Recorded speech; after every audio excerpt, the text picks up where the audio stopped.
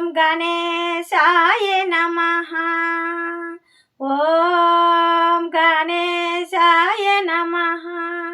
ఓం సరస్వదేవాయ నమః. ఓం సరస్వదేవాయ నమః. పార్వతీ పరమేశ్వరులకు ముక్కోటి దేవతలందరికీ శతకోటి వందనములు. తప్పులుంటే క్షమించి కరుణించి కాపాడి కాసి రక్షణ భగవంతుడు అనేది సదాస్తు అని సంకురాత్రి పండగ రోజు భోగి పండగ శుభాకాంక్షలు. అందరికీ కూడా శుభము జరగాల, హ్యాపీగా ఆరోగ్యంగా ఖుషీగా ఈ 3 రోజులు పండగ ఎంజాయ్గా భగవంతుడు దయతో ఆరోగ్యమే మహాభాగ్యం అని అందరూ కూడా సంతోషంగా పండగ చేసుకోవాలని అందరికీ కూడా శతకోటి వందనములు. ప్రతి ఒక్కరికి కూడా ఆరోగ్యము బాగుండాలని, మనకు ఎన్నైనా రోజు వస్తుంటుంది పోతుంటుంది, అది ముఖ్యము కాదు. చేతి నిండా పని ఉండాలా, కడుపు నిండా అన్నం ఉండాలా. మనిషికి అనేది ఆరోగ్యం అనేది కావాలని భగవంతుడి సంకల్పన అది కోరుకుందాము. ప్రతి ఒక్క మనిషి కూడా ఎప్పటికైనా కూడా సంకల్పన అనేది భగవంతుడు అనేది మనకు అనేది ఇస్తే ఈ పండగ శుభాకాంక్షలు అందరికీ శుభము జరిగి ఆరోగ్యమే మహాభాగ్యం అని కూడా ఆనందంగా హ్యాపీగా ఖుషీగా ఉండాలని కోరుకుంటాం. కానీ ప్రతి ఒక్క మనిషి కూడా తెలుసుకోవాల్సిన విషయం ఏమంటే, మనిషి అనేది అర్థంలో పడుకోకుండా చేయకోకుండా సాటి మనిషిని అనేది ఒక గౌరవం ఇవ్వండి. మనిషిలో అనేది ఒక అహంకారం తీసి పక్కన పెడితేనే ప్రతి ఒక్కటి కూడా మనకు పని సక్సెస్ అవుతుంది. నేను చెప్పడం కానీ ప్రతి మనిషి కూడా తెలుసుకోండి. మనిషి అనేది ఎంత చేసినా మనం ఎన్ని చెందినా కూడా, ఇప్పుడు భిక్షగాడైనా ఒక రాజైనా ఒక ఎంత సంపాదన ఉండేటోడైనా ప్రతి ఒక్కరు భూమి మీదకి వచ్చినాక ప్రతి ఒక్కరు కూడా మనిషే కదా. కానీ సాటి మనిషికి అనేది మనం గౌరవం ఇచ్చి పుచ్చుకోవాలనేది ఒకటి కోరుకోవాలి మనం. కానీ ఏం చేసేసినాడు, ఒక భిక్షగాడు చెట్టు కింద అడుక్కొని తింటా ఇదిగా అనేది ఉంటాడు. ఒక రాజు అనేది ఏం చేసేసినాడు, నేనెందుకు మనం మంచిగా ఎక్కడుందో ఏం కథోనని సంతోషంతో ఆయన తిని అంత ఆరోగ్యం హ్యాపీగా అన్ని ఖుషిగా అనేది దేశాన్ని పరిపాలన చేసేటోడు ఎట్లుందో ఏం కథోనని చెప్పి ప్రతి ఒక్కరు అని చెప్పి అట్లా ఒక 10 రోజులు దొడుకొని బయటికి అనేది వచ్చేసేసినాడు. బయటికి అనేది వచ్చేస్తానే ప్రతి ఒక్కరు ఏం రా నువ్వు పని చేసుకొని బతుకుపో అని ఒకరినంటే, ఏం రా నీకేమైందిరా అని ఒకరినంటే అందరిని ఇట్లా అంటున్నాడు. ఒక్క రాజు పరిపాలన అనేది గౌరవంగా మనం ఒక ప్రేమగా అనేది దగ్గరికి తీసి ఒక మనిషిని ఓదార్పు మాటలు అనేది ఆ రాజుంచడం లేదు. కానీ అట్లా ప్రతి ఒక్కరిని తీసేయడమే కానీ మంచిగా గౌరవం ఇచ్చే అనే పద్ధతిలో లేడు. కానీ ఒకసారి భిక్షగాడు అనేది ఒక చెట్టు కింద కూర్చొని ఉంటే ఏం చేసేసేసినాడు, ఏమిరా నీకు కాళ్ళు చేతులు బాగుండాయి కదా, ఎందుకు నువ్వు కూర్చోవాల్సిన పని ఏమొచ్చింది, ఒక పని చేసుకుని బతకచ్చు కదా అన్నాడంట. అంటే ఆ పని చేసి బతికేది మాకు తెలుసులేవయ్యా అన్నాడట. ఒక రాజునే పని చేసి బతికేది మాకు తెలుసులేని నాకే ఒక ఎదిరింపు ఇచ్చినాడు, ధైర్యంగా ముందుకొచ్చి ఎదిరింపు ఇచ్చినాడు, నువ్వే నేను చూడడం నిన్ను ఏమి నీకంట. ఏముంది నేను చెప్పినట్టు నువ్వు వింటావా అన్నట. నువ్వు చెప్పినట్లు నేను వినడమేంది, చెప్పు ఏం చెప్తావో చెప్పు అన్నట. చెప్తావు చెప్పంటే, నీ రాజయోగము నేను వెళ్తా, నా ఒక బిచ్చగాడితనము నువ్వు చూసుకుంటానట. నేను రాజయోగం అంటే అన్ని పరిపాలన చూడాలా, ఎక్కడ ఏ కథ అన్ని పరిపాలన 4 మొక్కల అన్నీ అనేది నేను చూసుకుంటేటోని నాకు ఎంత కష్టం ఉంటుంది నాకు అన్నాడట. ఎంత కష్టము నీకుంటుంది, ఒక భిక్ష తీసుకొని అడుక్కుండేవానికి నీకేముంటుంది, నాకు అన్ని మైండ్లో ఉండి నాది కష్టము నీకేముందిరా, ఒక బొచ్చ తీసుకుంటావు అడుక్కుంటావు 4 వేస్తారా తింటావు పడింటావు, నీకు నాకు ఏముందంట, నా భిక్షములో నీకు ఎత్తుకుతే నీకు తెలుస్తుంది అని అన్నాడట. ఓహో సరే నీకు నాకు ఛాలెంజ్ పక్కన 10 రోజులు ఏమంటున్నారంట, రాజా ఎందుకు నువ్వు ఆ భిక్షగానితో నువ్వు ఎందుకు ఛాలెంజ్ చేస్తావు అని. అయ్యో ఛాలెంజ్ చేయడము ఏముంది లేదు, భిక్షగాని రూపములో 4 రోజులు నేను భిక్షగానిగా నేనుంటా, నా స్థానంలో రాజుగా నువ్వు ఏలిపోయి ఎంత మటుకు చేస్తావో నీకు తెలుస్తుంది, నాకు తెలిసేది నాకు తెలుస్తుంది, నీకు తెలుస్తుంది అని చెప్పి ఆ భిక్షగానికి ఈ రాజు పంతం బట్టి ఇద్దరు ఛాలెంజ్ వలుకొని విరిగేసినారంట. ఆ రాజు భిక్షగాడి రూపములో భిక్షమాడుకోవాలా, ఈ భిక్షగాడు రాజు రూపములో అన్ని పరిపాలన చెయ్యాలా. కానీ ఈయన 10 రోజులకు అందరికీ కొత్త రాజు వచ్చినాడు అంటే బిచ్చగాడిగా ఉండేది ఎవరికి తెలియదు. ఆ రూపంలో ఆయన ఈ రూపంలో ఈయన ఇద్దరు డిసైడ్ అయ్యి అప్పుడు పరిపాలనకు వచ్చినాడు. నాయన నాకు అంటూ ఒక సంతానం ఒక రాజులోకి వచ్చినాడు కదా, రాజు రూపంలోకి వచ్చి ఒక పరిపాలన చేసేదానికి దాని మీద కూర్చొని ప్రతి ఒక్కరు అడుగుతుంటే కనుక అప్పుడు ఎవరెవరు వచ్చేటోళ్ళకి అందరికీ చెప్పుతున్నాడు. ఏమని చెప్తున్నాడు, నాయన ఏమమ్మా నీ కోరిక పెద్ద ఆమె అన్నాడట. ఏమీ లేదు నా కోరిక నాయన, నాకు పిల్లలు లేదు, ఏమీ లేదు, తినేదానికి కష్టంగా ఉంది, చాలా ఇబ్బందులకరం పడతాండా, ఉన్నెన్నాళ్ళు ఇట తిన్నాను, ఇప్పుడు లేదు నాయన నాకు అన్నాడట. సరే మన ఖజానాలో ఇంత డబ్బు తీసి ఆ పెద్ద ఆవిడికి ఇచ్చేసేయిపోండి, తింటాది అని వదిలేసినాడట. కానీ మళ్ళా తర్వాత అనేది ఇంకొకరు వచ్చేసినారు.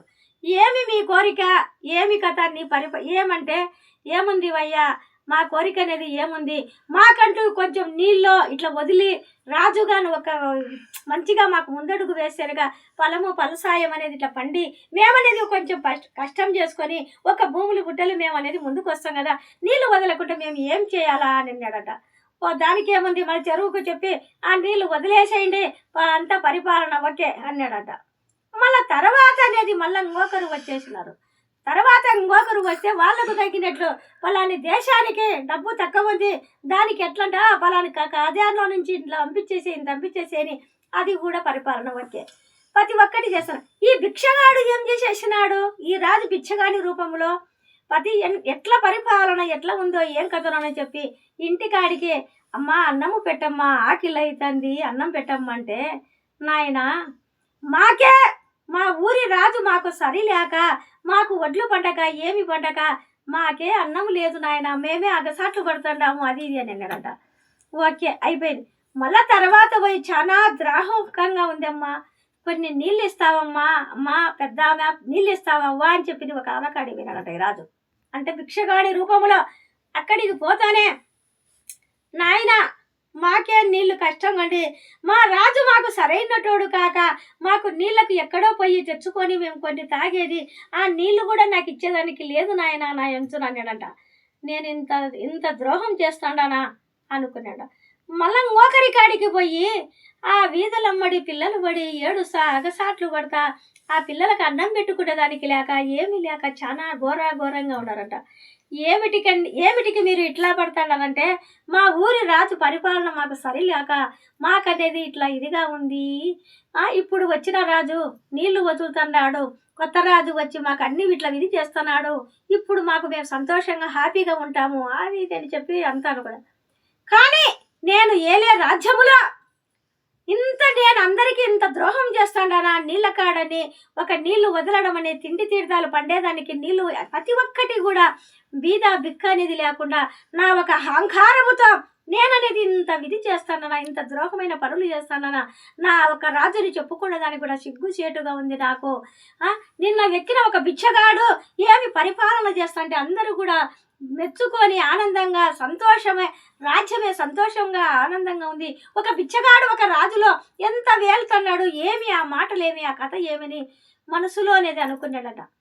4 రోజులు అయిపోతానే ఇద్దరు కలిసి ఆ చెట్టుకాడ భిక్షగాడు మళ్ళా రాజు వచ్చి మళ్ళా కలుసుకొని ఏమి నేను నీకు తలదించు నా ఒక బిచ్చగాడికి అని అనుకునే కానీ బిచ్చగాడికి ఉన్నంత ఘోరము పగవాడికి కూడా రాకూడదు, ఎవరు కూడా పెట్టాలనే గడ పెట్టలేదు, ఎవరు చెయ్యాలనే గడ ఒక నీళ్ళు ఇయ్యలేదు, ప్రతి ఒక్కరు పరిపాలన అనేది ఇంట్లో ఉంది, నువ్వు ఎంత ఈ 4 రోజుల్లో ఎట్లా డిసైడ్ చేసినావు, ఎట్లా మాట్లాడినావు, అందరికీ కూడా దేశమే సంతోషపడిచేటట్టు పెట్టినావు, ఎంత ఆనందంగా ఉంది అని చెప్పి చాలా మెచ్చుకుంటున్నారు. నీ ఎవరివి ఎక్కడ, నువ్వు బిచ్చగాడిగా ఎవరివి నువ్వు ఎక్కడ అని చెప్పినాడట. నాయన నేను బిచ్చగాడిని కాదు నాయన, నేను కూడా ఒక రాజును, మంచిగా ఫలసాయం అనేది ఒక దేశంలో మంచిగా అన్ని పండి చేసి అన్ని విధి చేసి ఆ సంపాదన లేక ఏమి లేక ఎక్కడ లేక దిగజారిపోయి ఏమి లేక ఒక బిచ్చగాడి రూపంలో నేను ఇట్లా తయారైనాను, నేను కూడా విధి అనంట. నా తప్పులు మన్నించు, నన్ను క్షమించు, తెలియక పిచ్చగాడంటే ఏముంది లేని నా ఒక అహంకారముతో నేను నిన్ను వెలేసి మాట్లాడినాను, నీవనేది ఇంత తెలివితేటలతో ఇంత విధి చేసుకొని వచ్చినావు, కానీ నువ్వు ఇప్పుడు ఏళ్ళ నుంచి బిచ్చగాడివి కాదు, నా కాడ బండ్రోజుగా నువ్వు ఉండి ప్రతి ఒక్కటి నాకు సలహా ఇచ్చి సహాయం చేసి మనమంటూ ఒక రాజ్యాన్ని పరిపాలన చేసి 3 పూలు 6 కాయలుగా అంతా కూడా అందరూ హ్యాపీగా సంతోషంగా ఖుషిగా ముసలోళ్ళు కానీ ముసలు ప్రతి ఒక్కరూ కూడా ఆనందంగా ఉండాలని మనం కోరుకుందాము. నువ్వు ఒక సలహాలు ఇచ్చి నా కాడే ఉండాలని చెప్పి ఆ ఒక్క బిచ్చగాడిని కూడా తీసుకొని పోయి ఇదే. కానీ ఆయన ఒక రాజు అని చెప్పి ఎంత అహంకారంగా నీలిగినాడో చూడండి. ఆమనేది ఎప్పటికైనా గాడ ఎంతటి వారికైనా గాడ సర్రున దెబ్బతినేది అహంకారమే మనిషి. ఎందుకమ్మా మాటికి నువ్వు ఇట్లా చెప్పడం అంటే ప్రతి ఒక్క మనిషి తెలుసుకొని వ్యర్థములో పడకుండా ముందడుగు వెయ్యాలా, ప్రతి ఒక్కరు సాగు కావాలా, ఆనందంగా హ్యాపీగా ఉండాలా. మనం ఎంత పూజలు చేసినా ఎన్ని విధి చేసినా మనసులో అనేది ఒక అహంకారం ఉంటే నీతో కాదు నాతో కాదు ఎవరితో కూడా కాదు. భగవంతుడు అనేది సదాస్తని మనము చేతనైతే ఒకరికి సహాయం చేస్తాం, చేత కాదనుకో మనం చెయ్యి మర్చుకొని ఉన్నా కూడా ఒక బాధ లేదు. కానీ ఇతరుని అనేది ఆడిపోసుకోవడం అనేది చాలా వ్యర్థం అనేది ఆ మాట. అది ఎందుకంటే ప్రతి మనిషి అందరూ తెలుసుకుంటారు కాదనలే, తెలిసిన వాళ్ళు తెలియని వాళ్ళు అందరూ కూడా ముందడుగు పోయి హ్యాపీగా ఖుషిగా ఆరోగ్యంగా ప్రతి ఒక్కరు ఆనందంగా ఉండాలని నా హృదయపూర్వకంగా నేను వేడుకుంటాను. మనిషి అనేది జీవితం అనేది వ్యర్థంలో పడకూడదు. ఏం చేస్తారు మనిషి అనేది చూడే, ఇప్పుడు ఒక తండ్రికి ముగ్గురు కొడుకులు అయితే ఏం చేసేసినారు, ఆ ముగ్గురి కొడకల్లో తండ్రి ఒక వ్యాపారం చేసుకుంటా, తండ్రి కూడా వ్యాపారం చేసుకుంటా, ముగ్గురు కొడుకులు ముగ్గురు విచ్చాలగా వాళ్ళ విధి కొద్ది వాళ్ళ వ్యాపారాలు అంతా చేసుకొని ఈ ఒక్క తండ్రి ముసలివాడైనా కూడా ఒక వ్యాపారం చేసుకొని ఆయన కొద్ది ఆయన ముందడుగు వేసేటోడు. కానీ ఒకప్పుడు ఏం చేసేసినాడు, నా కొడుకులు సత్తా ఎంతవరకు ఉందో ఏం కథనని చెప్పి ముగ్గురి కొడుకులను ఒక్కసాటికి పిలిచి, నాయన పెద్ద కొడుకు నాకనేది వ్యాపారంలో దెబ్బతిన్నాను, నేనంటూ మాకు మీ అమ్మను సాకగలుగుతావా, నాకు వ్యాపారంలో చాలా దెబ్బతిన్నా, నా ఇంచున ఏమీ లేదు నాయన, నన్ను సాకగలుగుతావా అని అంట. నాయన నీకు తెలియనిది ఏముంది, నా ఒక పిల్లలు భార్యను నేను పోషించాలంటే నాకు నాదే కష్టం అవుతుంది, నేను సాకలేను నాయన, ఇద్దరిని కలిసి నాకు కష్టము అన్నాడంట. సరేలే నాయన, మళ్ళా నడిపి కొడుకుని అడిగినాడంట, నాయన కుమార నేను వ్యాపారంలో దెబ్బతిన్నా, మా ఒక్క ముగ్గురు కొడుకులు కలిసి మీరే కదా నాకు ఎవరుండారు నాయన, పెద్దన్న పెట్టలేడంట, దెబ్బ తినేసినా నాకేమీ లేదు, ఇప్పుడు నువ్వు సాకగలుగుతావా నాయన, మా భార్య భర్తను మమ్మల్ని సాకాలి నాయన అనట. నాయన నీకు తెలియదు ఏముంది, నా పిల్లలకు చదువులు ఫీజులు కట్టుకొని నేననేది విధి చేసేలాక నాకు కష్టంగా ఉంది, నేను సాకలేను నాయన అన్నాడంట. సరేలే నాయన, చిన్న కొడుకు కాడికి వచ్చి, నాయన నేను మీ అమ్మ బతకలేకుండాము, చాలా కష్టంగా ఉంది, దెబ్బతిన్నాం మేము వ్యాపారంలో, సాకుతావా నాయన అంట. కానీ నాయన తప్పు ఏముంది, నా కుండలో కలిగింది పెట్టేస్తానాయన, నీకు అంటూ ఏ లోటుపాటు లేకుండా మా కుండలో కలిగిందే తిని కలియో గంజో అమ్మలో తిని మేము చూసుకుంటాము నాయన అని. కోడలు కూడా మేమనేది ఒక చూసుకుంటాము, మీరేమీ విదద్దు, మీ వ్యాపారంలో దెబ్బ తింటామనే ఉన్నేదే తిని అందరము కూడా సంతోషంగా ఉన్నేదే తిని ముందడుగేసి బతకగలుగుతాము, మేము మిమ్మల్ని సాకుతాము, మీరు మాకు ఒక వరము, మీకు లేదని ఇడుస్తే ఇప్పుడు మీరు ఎక్కడ పోతారు ముసలోళ్ళు అయినాక, మేము సాకుతామని ఆ ఒక్క కొడుకు అనేది ముందుకు వచ్చినాడంట. అప్పుడు ముందుకు వస్తానే ఇద్దరి కొడుకులు నెసికైపోయినారు, ఈ కొడుకు ముందుకు వచ్చేసినాడు. అప్పుడు ముగ్గురి కొడుకులకు ఏం చెప్పినాడు, నాయన నేను వ్యాపారంలో దెబ్బ తినలే, కానీ మీ ఒక్క కొడుకులని మిమ్మల్ని మీ గుణము కనుక్కోవాలని చెప్పి ఆలోచనతో మీకు నేను పరీక్ష పెట్టినా, కానీ మీరు పరీక్షల్లో ఓడిపోయినారు, చిన్న కొడుకు కష్టమో నిష్ఠురమో పెడతానని చెప్పి ముందుకు వచ్చేసినాడు. అందుకు నాయన, కానీ మీకనేది నేనేం నష్టపోలే, నేను వ్యాపారంలో బాగానే సంపాదించినాను, బాగా డబ్బులు ఉన్నాయి, అన్నీ నా ఇంచులున్నాయి, కానీ ఇప్పుడు అనేది మీకు అనేది తేలిపోయినారు కదా, కానీ చిన్న కొడుకు తప్పక మీకు ఎవరికి లేదని చెప్పి ఆ ఉన్నే సదాస్తి ఆర్చి రాయిచ్చేసి కొడకలకు ఉత్తం చేశారు. కానీ ఒక్కటే గుర్తుంచుకోండి, ఎప్పటికైనా కూడా మనసులు అనేది ఈ ఒక్క ఆస్తులు, ఈ భోగాలు, ఈ అమిషరాలు, ఈ ఒక్క కండలు మిండలు ఇవన్నీ శాశ్వతం అనేది కాదు. జీవితం అనేది తల్లి తండ్రి మనకు భూమి మీదకి వేసినాక మన చేతన అయినది కలియో గంజో టక్కన ఒకరు కొడతారు, టక్కన ఒకరు చేయి సాంపుతారు, టక్కన ఒకరు తిప్పుతారు, ఆ ఒక్క తిట్లు ఆ ఒక్క చేయి సాంపడము ఎన్ని జన్మలు ఎత్తినా తల్లి తండ్రి రుణం అనేది మనము జీవితంలో తీర్చుకోలేము. ఒక్క దేవునికి పూజ చేయకోకుండా బాధ లేదు, ఒక్క మనిషికి గౌరవం ఇవ్వకుండా బాధ లేదు, తల్లి తండ్రికి అనేది గౌరవం ఇచ్చి పుచ్చుకోండి. ఎప్పటికైనా కూడా సదా సరే కుటుంబంలో మీ పిల్లలకు కూడా సదా సరే ఆ భగవంతుడు చూడగలుగుతాడనే నమ్మకం మీద నేను చెప్పగలుగుతాడా. జీవితంలో ప్రతి ఒక్కరూ కూడా పాలనకు పోయి కొడుకులనని వదిలి బిడ్డలని కొడుకులని ఎవరు పెట్టక ఆ తల్లిదండ్రుల ఒక శోకం అనేది మనకనేది చాలా ఒక బాధకరం అనేది మనకు వాళ్ళ ఉసురు అనేది మనకు కొట్టుకుంటుంది. కానీ జీవితంలో మన కుండలో కలిగిండే పెడదాము. కానీ మనిషిని అనేది ఒక తల్లి అనేది 9 మాసాలు మోసి కని పాలిచ్చి ఆ బిడ్డకు ఏమవుతుందోనని ఆ తల్లి దొక్కలో పెట్టుకొని ఆ ఒక్క తల్లి బిడ్డను ఆ ఒక్క భర్త అనేది ఎంత చూపెట్టుకొని వాళ్ళు ఎంత కష్టపడి ఆ బిడ్డలకు భూమిని దికేసి ఎంత ప్రాణానికి మిక్కటంగా ఇప్పుడు మీరు కూడా సంతానములకు కలిగి మీరు కూడా ఉండరు కదా. ఆ ఒక్క మీకు ఎంత అపలోచన ఉందో ఆ తల్లిదండ్రులు కూడా అప్పుడు అంత అపలోచనే ఉంటుంది కదా. కానీ మనిషి అనేది వ్యర్థములో పడగాకండి. తటిక్కిన ఒక్క మాట అనడము సెకండు పట్టదు. మనిషి అనేది ఎంత ఓర్పుగా మనిషి అనేది ముందడుగు వేసేనక ప్రతి ఒక్కరికి సక్సెస్ అవుతుంది. ఆ ఒక తల్లిదండ్రుల ఒకటి ప్రతి ఒక్కరూ కూడా అసహించుకోవడం తప్పక కుటంతరాలు పెట్టుకొని ఆస్తుల కోసం కొట్లాడుకొని సంపుకోవడాలు కూడా దగ్గరికి అయ్యి చాలా దూరం వెళ్ళిపోతుంటారు మనుషులు. ఎవరికి యాడ ఆస్తులు ఎవరికి ఎవరు ఎక్కడ ఉంది మన ఆస్తి? ఆ భగవంతుడు అనేది మనకు భూమిని కేసినాడు. మళ్ళీ ఆ భగవంతుడి సన్నిధిలోకి మనం చేరే వల్లనే కదా మనదంటూ నిలకడగనేది మనకిక్కడ ఏమీ లేదు.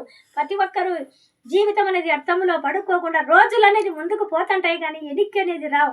మనిషి అనేది భగవంతుడి సంకల్పన మనందరికీ ఉండాలని చెప్పి ప్రతి ఒక్కరూ తెలుసుకొని జీవితం అర్థంలో పడకుండా హ్యాపీగా ఖుషిగా ఉండాలని ఆ భగవంతుని ఈ సంకురాత్రి పండగ రోజు అందరము కూడా ఖుషిగా నవ్వుతా ఆనందంగా వైభోగంగా ఉండాలని ఆ భగవంతుని సంకల్పన మనందరికీ ఉండాలని నేను కోరుకుంటున్నాను. అందరూ కూడా కొత్త సంవత్సరం శుభాకాంక్షలు. అందరికీ ఎప్పుడు వస్తుందో ఎప్పుడు పోతుందో తొందరగా సంకురాత్రి పండగ అంటే ప్రతి ఒక్కరికి కూడా ఆనందంగా వైభోగంగా అనేది ఉంటుంది. అందరూ తెలుసుకొని జీవితం అనేది అర్థములో పడుకోకుండా ముందడుగు వేసి అందరూ నవ్వడము ఒక వరము, నవ్వించడం ఒక భోగం, నవ్వలేకపోవడము ఒక్క రోగము. తల్లికి బిడ్డ భూమాత కంటే గొప్పది, తండ్రికి బిడ్డ ఆకాశమంత గొప్పవాడు. ధైర్యవంతుడు ఒక్కసారి మరణిస్తాడు, పిరికివాడు క్షణము మరణిస్తాడు. మనం ఎంత చేసినా కూటికే, మనం ఎన్నేళ్ళు బతికినా కాటికే. మన జీవితమును ఆశిస్తూ ఇతరులకు చేసిన సాయమే శాశ్వతము. బాయిలో నీరు తాడు సాయముతో పకిడీ దూర బయటికి తీయగలము. భక్తి సాధనలో భగవంతుని అలా చేరగలము. కానీ మనది అంటూ భూమి మీదకి వచ్చినాక భగవంతుడి బిడ్డలము మనము. ప్రతి ఒక్కరు షుగర్ ఉంటుంది, బీపీ ఉంటుంది, ఇంట్లో ఎన్నో కష్ట సుఖాలు ఎన్నో ఉంటాయి ప్రతి మనిషికి కూడా. పొద్దున లేస్తానే ఒక్క 3 నిమిషాల పాటు 3 నిమిషాలు ఎక్కువ వద్దు.